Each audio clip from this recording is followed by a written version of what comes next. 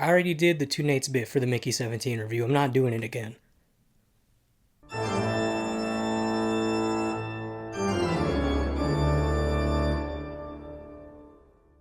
Sinners is the latest film from Ryan Coogler and stars Michael B. Jordan and follows two twin brothers who attempt to start a new life back home, only to discover that a greater evil is waiting to welcome them back. I was very excited for Sinners this year. Ryan Coogler is a director that I like a lot. I've seen every one of his movies, and I've liked every single one of his movies. You have something like Fruitvale Station, which I think is just a very underrated movie that captures emotion super well. And then you have his work on something like Creed, which reinvigorated the Rocky series, and in my opinion, did some of those tropes better, and is one of the best of that series. And then you have his work on Black Panther and Black Panther Wakanda Forever, which I don't like those movies as much as most people do. I have my issues with them, but I think that those movies really shine thanks to Ryan Coogler's directorial style. It makes those movies seem a lot less bland and lifeless than other MCU movies. And so going into Sinners, I was really excited because not only was this going to be another Ryan Coogler movie, who's a director I really like, but this was going to be his first horror movie. And that's something that I was very interested to see. Another aspect that was really interesting was the fact that Michael B. Jordan would be playing dual roles in this movie. Between Mickey 17 and Alto Nights, which I haven't seen Alto Nights, but you can check out my Mickey 17 review right here, is a trope that we're getting an awful lot of this year, which is really strange. But Sinners is the latest movie in that trend, and boy oh boy does it really stand out. I really enjoyed my time with Sinners. I could genuinely talk about how much I love this movie for hours, but I'm going to keep it brief, and I want to start with the things that I really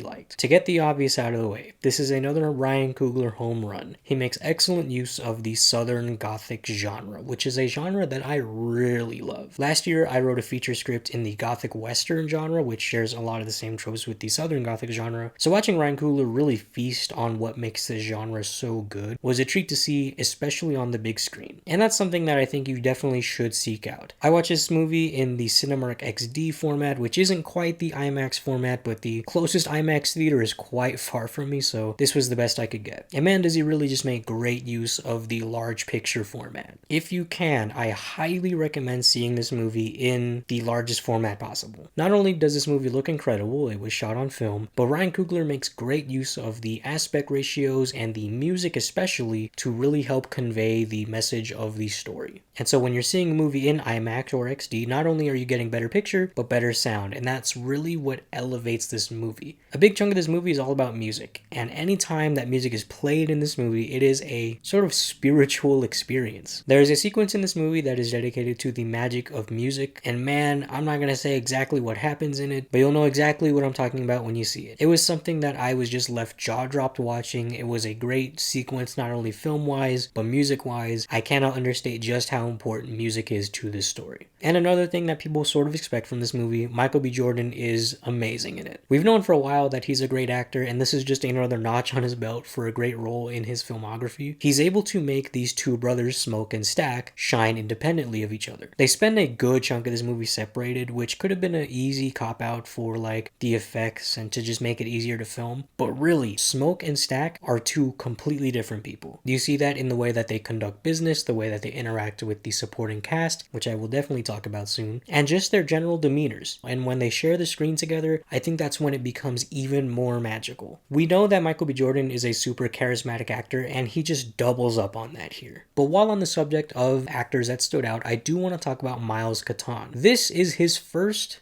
movie, and my goodness does he really stand out, which is a hard thing to do, especially when you're acting across from Michael B. Jordan for like half the movie. Like I mentioned, music is a huge part of the movie, and Miles Catan's character is all about that aspect. And whenever he's on screen, and especially when he's singing and playing the guitar, you can just feel that electrifying energy and that love for music oozing from Miles Catan. He is amazing in this movie, and I really cannot wait to see where his career goes. He is a standout in this movie. And on the note of the supporting cast, they are developed really well in this movie. Half of this movie is dedicated to setting up the world and atmosphere of Sinners, and part of that is meeting the supporting cast that you are later stuck with in the second half of the movie when it becomes a survival horror movie. And I really did care about basically every supporting character. Everybody has their time to shine, and they're all super distinct characters, and that's just a testament to how good of a writer Ryan Coogler is. Music is just as important to this movie as the characters and the world is. In fact, you can make an argument that the music aspect is more important to the movie than the vampire aspect, which that might leave some people disappointed, but for me personally, I thought that that was a great direction to take this story. And infusing those vampire elements into it just made the themes of this story stand out more. But before I talk about the themes and sort of the deeper meaning of some of the things in this movie, without spoiling it, I do want to talk about something that did sort of leave me a little bit disappointed.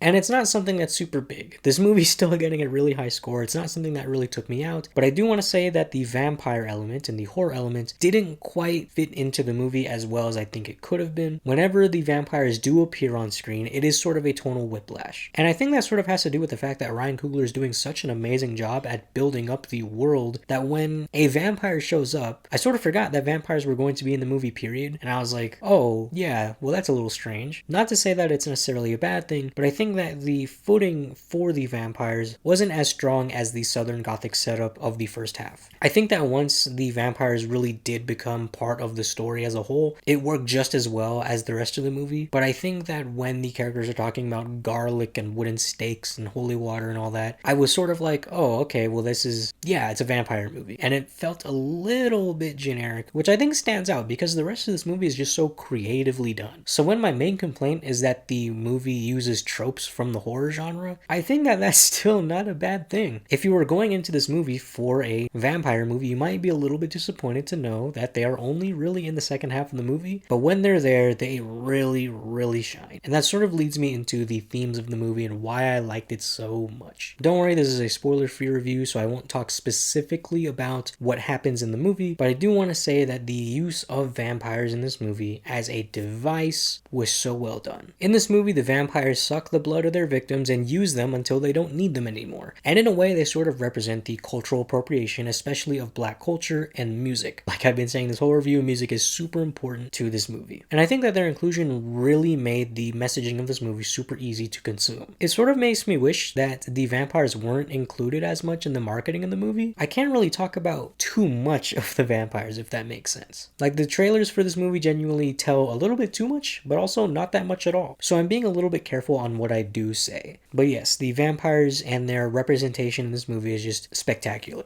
The whole movie has this really nice bluesy feel that leans very heavily into that Southern Gothic vibe that I was talking about. And the vampires want some of that. And I think that the way that they are written into the story is a really nuanced way to approach the vampire genre. It's something that we don't see super often, and it's really refreshing for this genre in particular. I think what's also really cool about this is it takes place in the early 1900s, so there's a lot of references to the Ku Klux Klan, racism, Jim Crow laws, and that is implemented so well into this movie. And it was really interesting to see that being used in a vampire movie, because these days we usually get a vampire story in like the modern era or like the 1700s, like in Nosferatu. But here it's a breath of fresh air to see the vampires in a new setting. And I just really like that decision a lot. So yes, I really loved my time with Ryan Coogler's Sinners. Like I said, if you can, watch this movie on the largest format possible. You will not be disappointed. Similarly to something like Oppenheimer, this movie is just shot so well, and a lot of these shots I was just left jaw-dropped on how Ryan Coogler was able to accomplish them. The use of film and aspect ratios was a standout just as much as the movie itself. I think that the two main thematic devices in this movie, the music and the vampires, are done really well, even if the vampire trope aspects sort of take a little bit of time to get used to in the movie. Michael B. Jordan and the rest of the cast, and especially Miles Keaton, are electrifying in this movie, and I just left really pleased with the movie as a whole. Ryan Coogler continues to be a director that I admire greatly, and I sort of like fell in love with him over this past week, especially watching all those interviews and seeing just how much he loves the filmmaking process. Like that whole video that he did about film and aspect ratios was just so nice to see, because I was like, dang, he's just as much a nerd as I am for this sort of stuff. And you can tell. Every decision that Ryan Coogler makes in this movie is intentional, and you can feel that throughout the entire runtime. I do want to say, the entire runtime. Do not leave when the credits start for this movie. There is both a mid-credit scene and a post-credit scene. I would say that the mid-credit scene is an absolutely essential piece of viewing. It is the epilogue to the story, and it has one of the most powerful final lines in the movie that when it is said, I genuinely was just like, dang.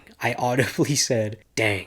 that was good. And the post-credit scene is another powerful scene. It's not quite as essential to the story as the mid-credit scene is, but it's still a powerful coda to end the whole story on. So yeah, I love this movie. I cannot wait to see what else Ryan Coogler gives us in the future, and I cannot wait to watch this movie again. I do want to catch it another time in theaters, and I absolutely cannot wait to own it on physical. I really hope Sinners is really recognized for its craftsmanship. It's just an excellent movie all around. I gave Sinners a score of a 9 out of 10. Have you seen Sinners? I really hope you have. Let me know what you think down below. My last review is up for Minecraft. You can go ahead and check that out if you want to see more. We got more reviews coming your way this year. Really hope you check them out. Thank you all for watching. I'll see you all in the next one.